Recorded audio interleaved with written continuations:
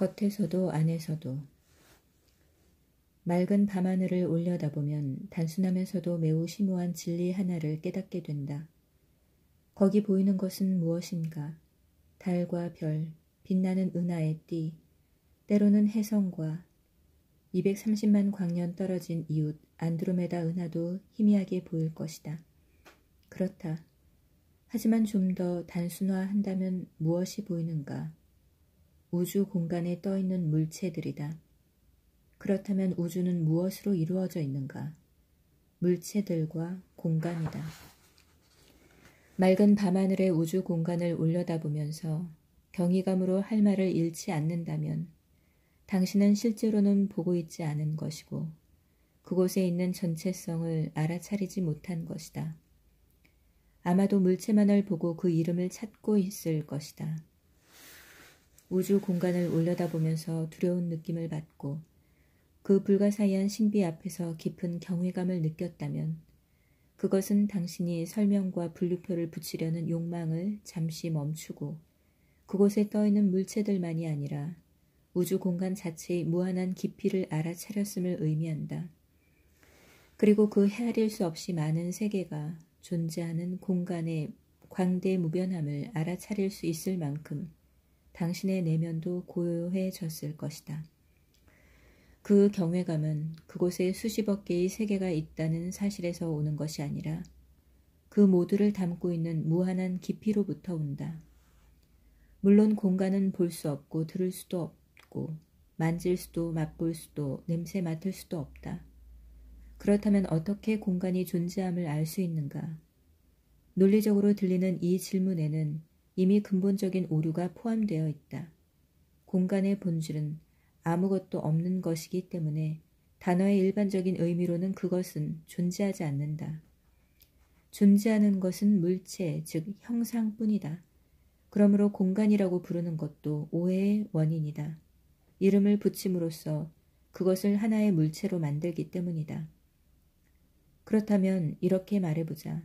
당신 안에는 공간과 유사한 무엇인가가 있고 그러므로 공간을 알아차릴 수 있다. 알아차린다. 이것도 완전한 진실이라고는 할 수 없다. 그곳에 알아차릴 것이 아무것도 없다면 어떻게 공간을 알아차릴 수 있겠는가? 대답은 단순하면서 심오하다. 당신이 공간을 알아차릴 때 당신은 실제로는 아무것도 알아차리지 않지만 알아차림 그 자체를, 즉 내면의 의식 공간을 알아차리는 것이다. 당신을 통해 우주는 그 자신을 알아차리는 것이다.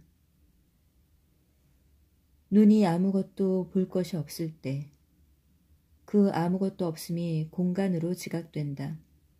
귀가 아무것도 들을 것이 없을 때 그 아무것도 없음이 고요로 인식된다. 형상을 인식하도록 만들어진 감각들이 형상의 부재를 만났을 때 감각적 인식 뒤에서 모든 인식과 경험을 가능하게 하는 형상 없는 의식은 더 이상 형상에 의해 흐려지지 않는다. 깊이를 가늠할 수 없는 우주 공간을 명상 속에 응시하거나 태양이 떠오르기 직전 이른 새벽의 고요에 귀를 기울일 때 당신 안에서 무엇인가가 서로를 알아본 것처럼 그것과 공명한다. 그러면 당신은 공간의 무한한 깊이를 자신의 깊이로 감지하고 형상 없는 소중한 고요가 당신 삶의 내용물을 채우고 있는 그 어떤 사물이나 사건들보다 훨씬 자기 자신임을 알게 된다. 고대 인도의 경전 우파니샤드는 똑같은 진리를 이렇게 가르쳐 보인다. 눈에는 보이지 않지만 눈이 보이는 것을 가능하게 하는 것. 그것만이 우주 원리 브라흐마이고 인간들이 이 세상에서 숭배하고 있는 그것이 아님을. 귀로는 들을 수 없으나 귀가 듣는 것을 가능하게 하는 것. 그것만이 우주 원리 브라흐마이며 인간들이 이 세상에서 숭배하고 있는 것은 그것이 아님을 알라. 마음으로 생각할 수 없으나 마음으로 생각하는 것을 가능하게 하는 것. 그것만이 우주 원리 브라흐마이며 인간들이 이 세상에서 숭배하고 있는 것은 그것이 아님을 알라. 경전은 신은 형상 없는 의식이며 당신 자신의 본질이라고 말한다. 그 밖의 것은 모두 형상이며 사람들이 이 세상에서 숭배하는 것이다. 우주의 실체를 구성하는 두 부분, 물체와 공간, 어떤 것임과 어떤 것이 아님은 당신 자신의 실체를 구성하는 두 부분이다. 분별 있고 균형 잡히고 결실 있는 삶은 실체를 구성하는 이 두 차원인 형상과 공간 사이의 춤이다. 많은 사람들은 형상의 측면에 감각지각과 생각과 감정에 너무도 동일화되어 있기 때문에 중요한 숨은 절반은 그들의 삶에 누락되어 있다. 형상과의 동일화 때문에 에고 속에 계속 갇혀 있는 것이다.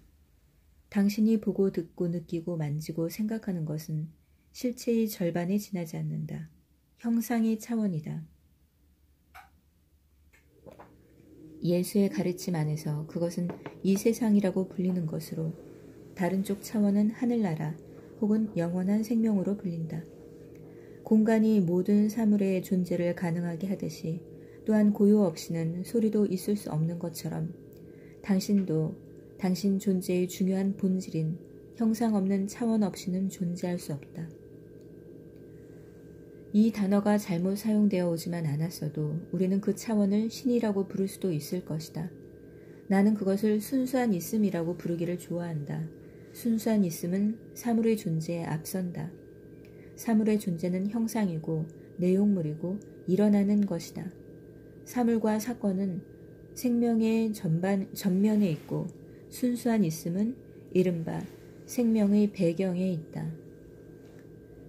인류의 집단적인 병은 사람들이 눈앞에서 일어나는 일에 사로잡히고 움직이는 형상의 세계에 최면당해 삶의 내용물에만 너무 열중한 나머지 내용물을 초월한, 형상을 초월한, 생각을 초월한 본질을 잊는 것이다.